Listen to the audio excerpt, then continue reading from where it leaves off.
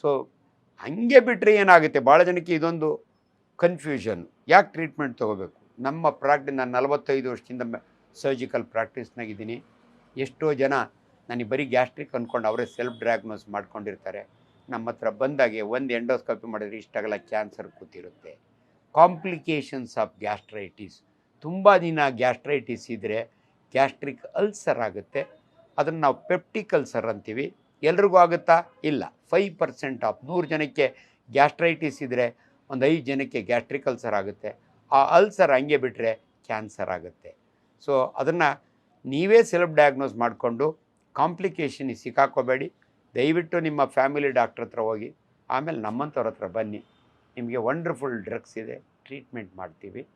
ಇದು ಭಾಳ ಸ್ಪಷ್ಟವಾದ ಗ್ಯಾಸ್ಟ್ರೈಟಿಸ್ ಬಗ್ಗೆ ನಿಮ್ಗೆ ಇನ್ಫಾರ್ಮೇಷನ್.